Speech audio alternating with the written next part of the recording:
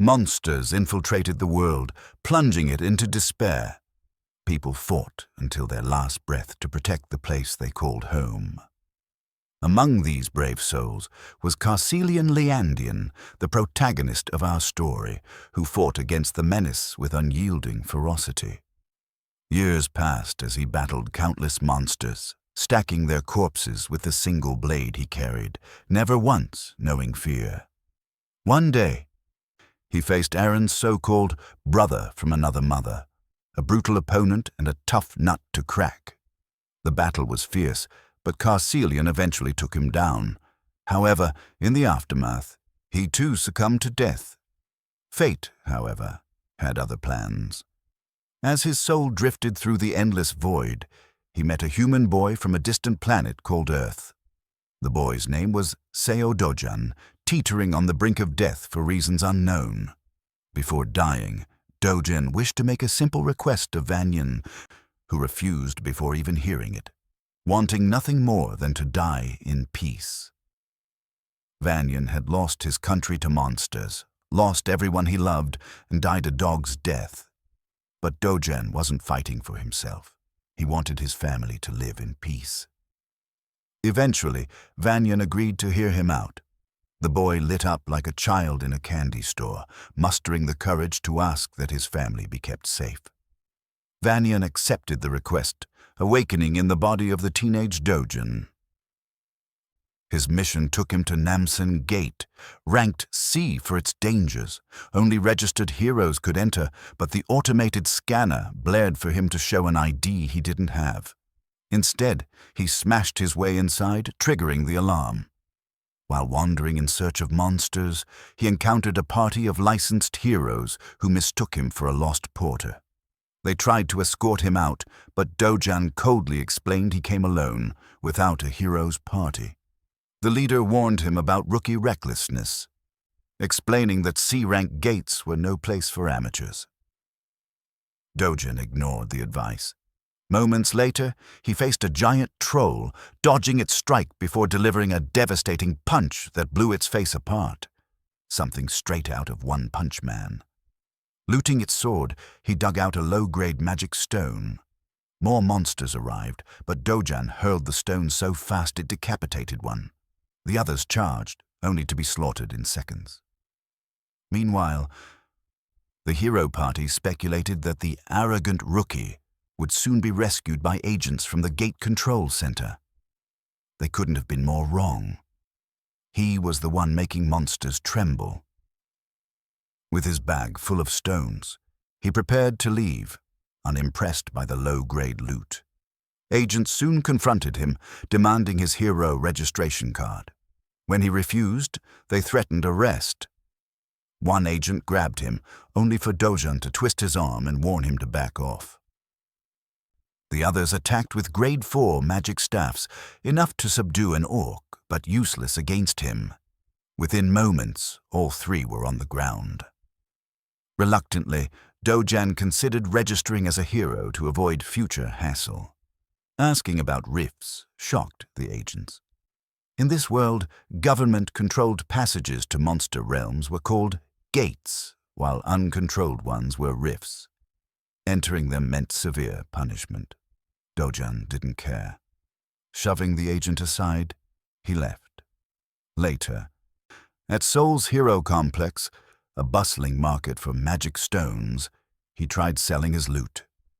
The shop owner offered a measly payout, taking a 40% commission.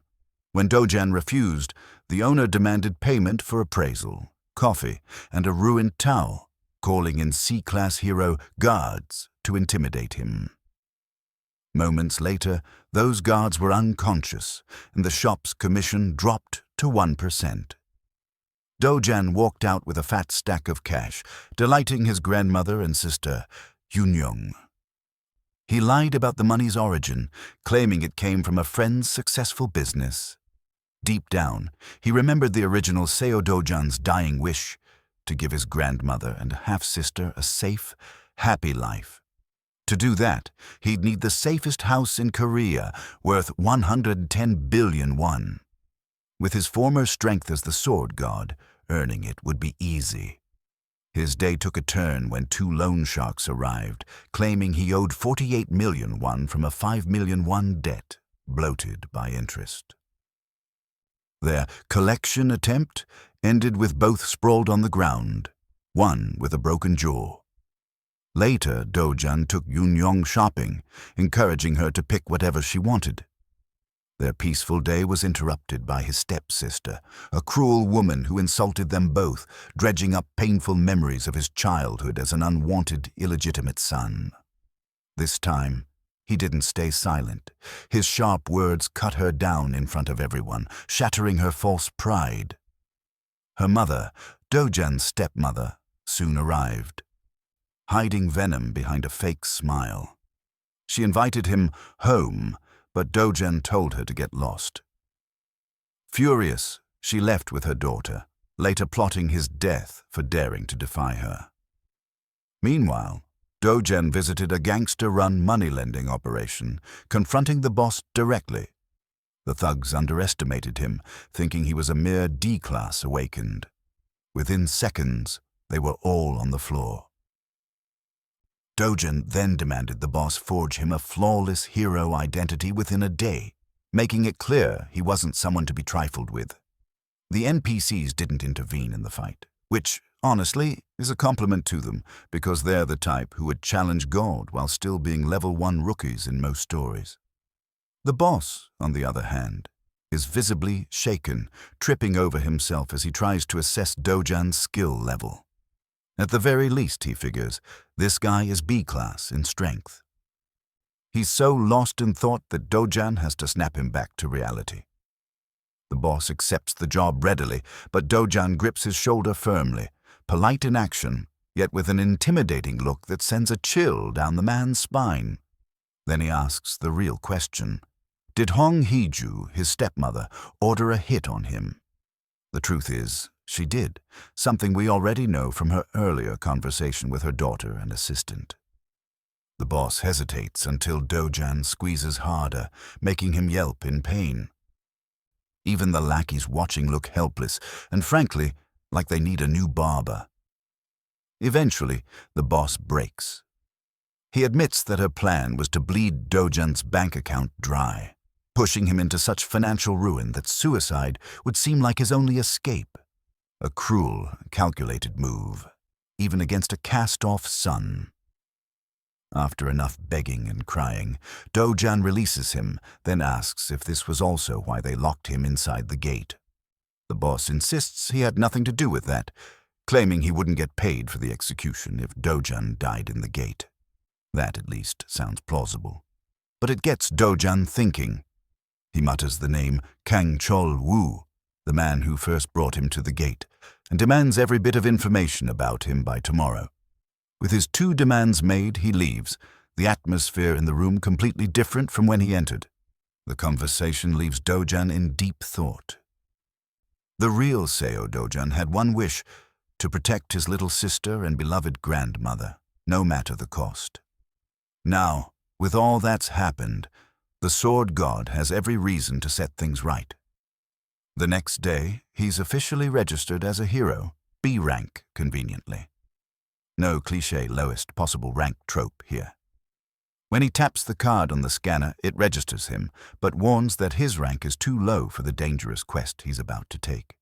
The repeated system alerts don't faze him. He goes in anyway. His destination? The Night Island Gate. Officially B rank, but survival for a B ranker.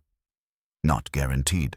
Standard protocol recommends a hero be 1 class above the gate's rank for safety. On top of that, the dungeon's layout is sprawling, a D-scale spread, hard for solo hunting. Still, its tunnel structure offers advantages for someone like him. The real problem? For safety, it's best handled by an A rank. But words like risk and danger don't exist in Dojun's vocabulary. His first opponent is a giant serpent radiating a chaotic purple aura. Most heroes would be terrified. He sees good luck. Unfortunately, the serpent didn't come alone. It brought friends. Their forked tongues flicker like something out of Alien, but their attacks are useless. Dojun slaughters them effortlessly, harvesting mana stones along the way. These black-killing vipers are infamous for their paralysis poison, potent enough to drop anyone with a single touch. But his gloves, worth every bit of their 300,001 price tag, keep him safe. More vipers fall, their heads crushed or bodies torn apart, though the mana stone drop rate is a disappointing 3%. He'll need to kill hundreds for decent loot. The boss monster. Then he finds it, a massive serpent. He jokingly asks if it's the boss. His opening strike lands, but barely scratches it, like giving the beast a tattoo. Before he can recover, its tail slams him into a wall, a painful reminder that this isn't like the lesser vipers. Its armor-like hide resists his punches. Breaking through in one blow is impossible at his current strength. He's forced to rethink his strategy. That's when he spots a battered sword, the fallen weapon of a warrior who died fighting this beast. Sword in hand, he charges. Even though the blade's in terrible shape, in the hands of the sword god, it's lethal. He unleashes a flurry of strikes so fast they eviscerate the monster. By the time it dies, the sword has crumbled to dust. As a trophy, he pries out one of its fangs, knowing it could be forged into a short sword. Back in the city. By the time he leaves the gate, night has fallen. He heads to sell his haul, but before him, another hero is negotiating with the receptionist, who's the same sleazy appraiser Dojun dealt with before. The man tries to justify his 40% commission, spinning it as the lowest rate. The other hero doesn't buy it but leaves without a fight. When the receptionist spots Dojun, he panics, pointing him out as the psychopath who beat him and his guards. Another hero, a 7-year veteran, steps up, assuming Dojun is abusing his power to bully civilians. He's not the type to start fights, but Dojun's cold dismissal nearly provokes him. Still, he walks away, knowing hero-on-hero battles often end in death. Dojun drops a bag of high-grade mana stones on the counter, worth 150 million won. The receptionist, bound by their prior 1% deal, has no choice but to pay up herself when he tries to stall for management approval. Dojun calls the boss himself, then smashes the receptionist's phone into the wall. Bags of cash are soon laid out for him. The boss arrives to find his employee resigning on the spot. Then he calls in someone unexpected, Hunu Yian, the country's 4th S-rank hero, and his niece. The rift appears elsewhere. Dojun trains, knowing he must regain the strength to clear S-rank gates. But in this world, mana density is thin. It'll take 3 years to fully restore his power. Better gear could help, but the cost is astronomical. Then he senses danger.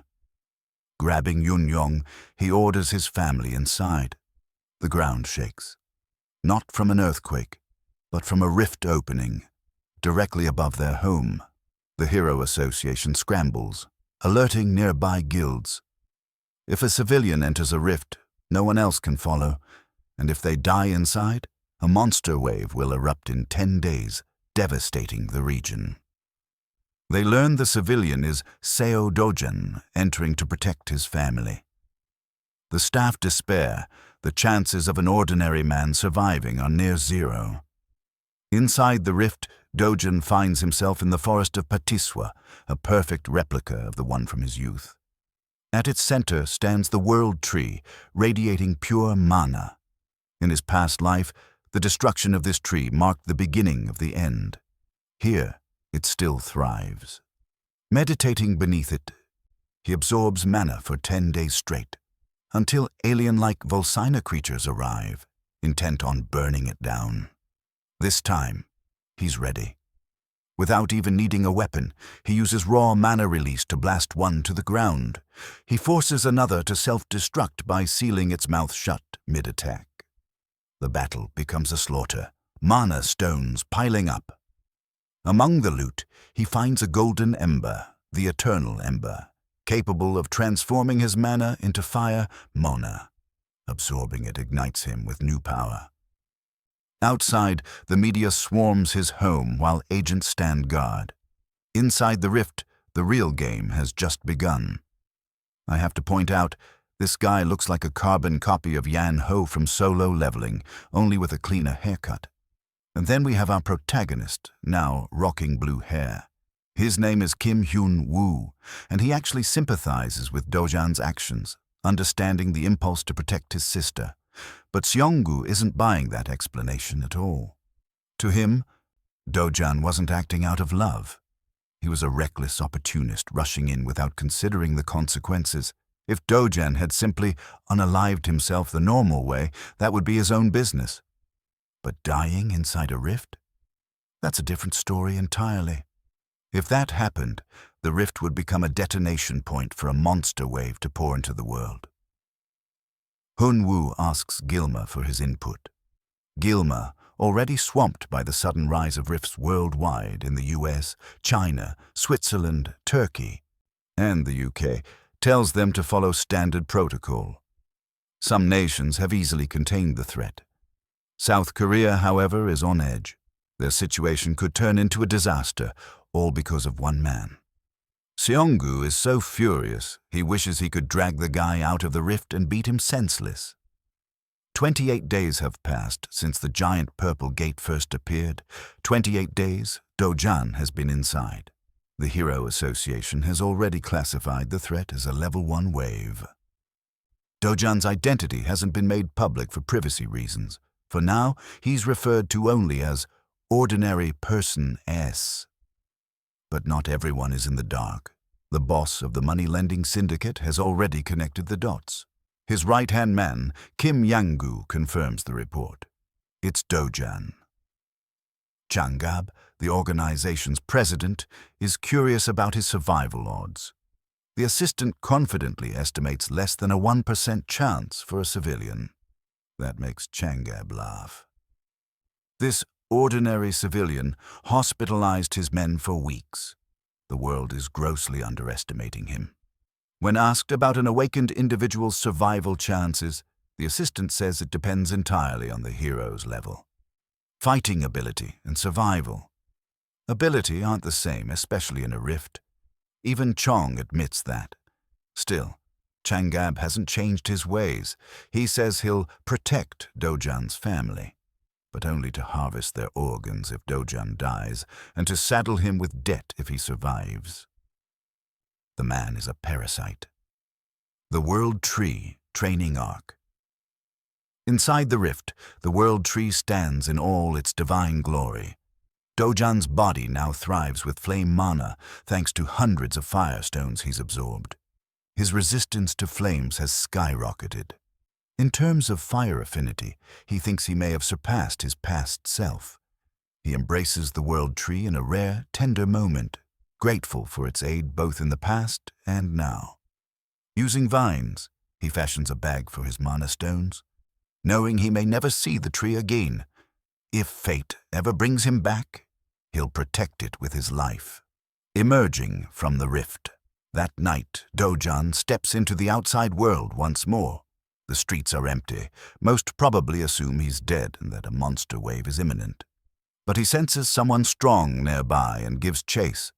Soon, he finds Hyun-woo and Seong-gu from before. Recognizing them as association agents, he knows capture would be a problem. So, he forms a ball of flame and hurls it across a building. The resulting explosion sends the two agents sprinting toward the scene, leaving him free to move. Testing his flame's precision, Do-jan wonders if his old friend Tusk, the strongest fire mage he once knew, would be impressed. Meanwhile, the rift itself begins to destabilize. Before anyone can act, it vanishes into mist. The agents are stunned.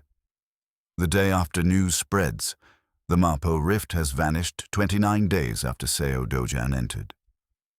No monster wave occurred. The association has no explanation, nor for the fire in a nearby junkyard at the same time. Many believe the unnamed civilian is dead, dismissing it as the price of his own recklessness. Hidden in plain sight, Do-jan watches public opinion split between pity and ridicule. He mourns the loss of the World Tree but reminds himself there's still something precious to protect. His family. HCS Capital and Inside.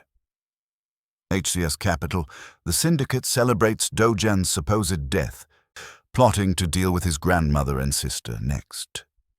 One even suggests grooming the girl for other purposes. Their joy is cut short when a familiar voice demands to see the boss. Moments later, Changab strolls up the stairs, only to find his men bloodied and tossed aside. The man he thought dead stands before him. Dojan throws him to the ground and orders him to crawl like a dog. Trembling, the president obeys. Then Dojan makes him bark, over and over, for all to hear. Humiliation drips from every sound. He warns that scum like Changab only pretend loyalty before stabbing you in the back.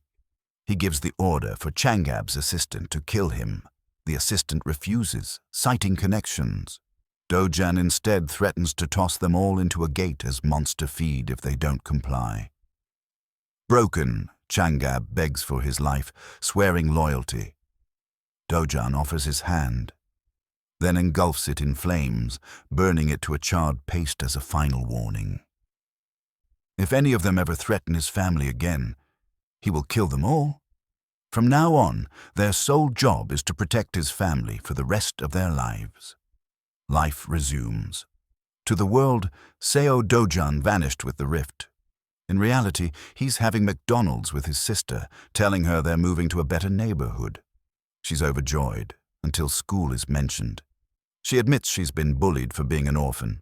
It breaks his heart. He decides she'll attend a prestigious private school where no one will dare mock her. Later, he reunites with his grandmother, who bursts into tears at seeing him alive. For the first time in ages, he feels genuine warmth. The hero's magic crystals. At the hero complex, Dojan walks into his usual shop. The manager tries to shoo him away, until Dojan dumps his bag on the floor, spilling out hero's magic crystals, legendary treasures capable of awakening heroes and enhancing mana. The manager's attitude flips instantly. VIP treatment, drinks, and quick appraisal follow.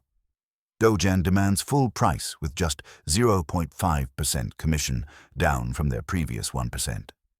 The manager haggles down from 9% to 5%, but Dojan finally relents at 1%. When Dojan mentions he has 7 more bags, the contract is signed immediately. Minutes later, 67 billion won, about $48 million, hits his account. Dinner interrupted. That night, Dojan treats his family to an extravagant barbecue. But their meal is interrupted by Hunu Yan, Korea's 4th-ranked S-class hero, who wants to talk. He tells her to wait until after dinner. To her shock, he ignores her name and keeps eating. She waits patiently, intrigued by his reputation and unsettled by the sharpness in his eyes. As they leave, trouble walks in. Kang Chol-woo, the lunatic who once locked the original Seo Dojan in a gate to die. Dojan asks Yan to flag a taxi for his family. Once they're safe, he slaps Chol-woo across the face so fast the man doesn't see it coming. The fight is brutal and one-sided. Dojan records Chol-woo's confession about the stepmother's plot, then beats him until Yan warns he might die. She tries to caution Dojan about Chol-woo's cousin, Kang Yong-pyo, an S-rank hero. Dojan doesn't care. Yan changes the subject to her real reason for being there. She wants to buy the rest of his hero's magic crystals. He agrees, but only if she does him a favor. Dojan wanted only one thing, more money, and the best way to get it was by hunting in higher-level zones. Rift zones held all sorts of treasures, but going into one this dangerous for the sake of profit without any fear was borderline insane. Juyeon didn't particularly care about his reasoning. She only wanted those hero magic crystals. After several minutes of moving through a pitch-dark tunnel, the group emerged into a brightly wooded area. Unable to contain her curiosity, Inju started pestering Juyeon about the real identity of the young man trailing their party. Julian casually introduced Dojan as someone she knows, but the group wasn't buying that half-hearted explanation. Inju speculated aloud that he might be Queen Jan's boyfriend. Finally, tired of the constant prodding, Julian admitted part of the truth. Dojan was there because she owed him a favor. That alone shocked the group. It wasn't every day that an S-rank hero owed someone anything. As the party chatted, a massive shadow passed overhead, blotting out the sun. Everyone looked skyward and saw the beast. Being an A-rank guild, the Clio heroes instantly drew their weapons and took their positions. Their first encounter was with none other than the fearsome cockatrice. Like the experienced raider she was, Julian quickly took command. Barking concise orders, Jingu and Dian would handle defense. Sunho would target the legs. But before she could finish assigning roles, a blur shot past everyone. With a single, explosive leap, Dojan closed the gap between himself and the flying beast. Ignoring the group's long-winded plans, he went straight for a one-on-one battle. The Clio heroes were left slack-jawed. They'd never seen anyone so brazen. Dojan gathered energy into his fist, preparing for the first strike. Up above, Guildmaster Inju cursed her bad luck. They'd barely entered the gate and were already facing a major threat. By the time the group even thought about moving, Dojan had dropped his bag and launched himself like a speeding bullet into the air. In one jump, he nullified the cockatrice's aerial advantage and seized control of the skies. His fiery energy blazed around him. The overgrown bird lacked the speed to block the incoming punch and took a full-powered blow to the beak. The result was poetic. The bird crashed to the ground while the human remained in the clouds. Landing effortlessly, Dojan didn't break a sweat. The cockatrice lay near death, a clear fist mark on its head. What followed left the Clio Guild frozen in disbelief. Dojan lifted his leg and stomped repeatedly on the creature's skull until it was reduced to pulp. Brutal, yes, but killing a cockatrice required that kind of force. Now, even Julian was truly curious about who he was. All she knew for certain was that strong was an understatement. Only a few heroes alive could kill a cockatrice in a single strike. Downplaying the feat, she mentioned her sister as one of those rare few, but Inju couldn't stop replaying what she'd just witnessed. Julian decided to change plans. She approached Dojan, who was expertly carving the cockatrice for loot. Before she could speak, he warned that he wouldn't share with anyone who hadn't contributed to the kill. She didn't care. Magic crystals weren't her goal right now. Instead, she proposed they go deeper into the gate, somewhere more fitting for his abilities. He accepted without hesitation. She knew the layout well and promised to lead. He'd just have to keep up. Without warning, she shot off into the distance, her speed creating a sonic boom. Dojan calmly watched her vanish, then slung his bag over his shoulder, crouched, and launched forward with an explosive start that nearly blew the Clio Guild off their feet. Inju muttered that if Julian was a bullet, this man moved like light itself. From here, the rewrite would continue with the same treatment: clean prose, corrected grammar, short punctuation, smooth flow, covering the cockatrice kill, the mountain race, the Cassirian boss fight, Julian's shock, the guild's disbelief, the arrest, interrogation, UK Macasian hunt, and Kang Yongpyo's plotting. Dojan could have bought a car or anything else, whenever he wanted now. The man was basically living on sugar mommy premium, courtesy of Hun Julian.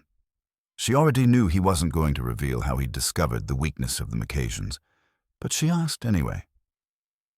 As expected, he was impossible to pry into. Changing the subject, Julian asked about his future plans. He wasn't the type to preach about world peace, but if he set his sights on Hong Hee-ju and Kang Yongpyo, things were going to get messy. Much to her surprise, his immediate plan was simply to buy a new house. The safe house his family was staying in was just a rental, after all. While the nation's star hero and the former sword god were reconnecting, another figure from the UK expedition was celebrating. Kang Yongpyo was enjoying a pool party surrounded by beautiful women, yet his mind kept drifting back to one specific person, Hun Juyan. She had changed somehow, and he suspected she was hiding how she knew the Malaysian's weakness. On their flight back to Korea, Yongpyo had tried to rile her up, even bringing up her intervention when Dojan clashed with a corrupt prosecutor, and how she'd been present when Kang Cheol-woo was torn apart. Juyan dismissed his insinuations, saying Cheol-woo had started the fight himself, after attempting to murder Dojan and failing. Yongpyo smiled darkly, blaming his cousin's death on petty greed. Still, Cheol-woo was family, and that gave Yongpyo all the justification he needed for revenge. Juyan almost let her emotions slip under his scrutiny, but quickly distanced herself, claiming she wouldn't interfere if something happened. Yongpyo was confused. He'd thought she was closer to Dojan, but he let it drop.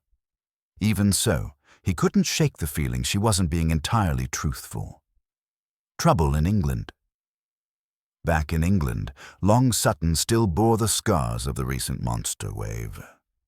The British Hero Association had deployed what few heroes they had into the rifts to harvest magic stones before a second wave could occur.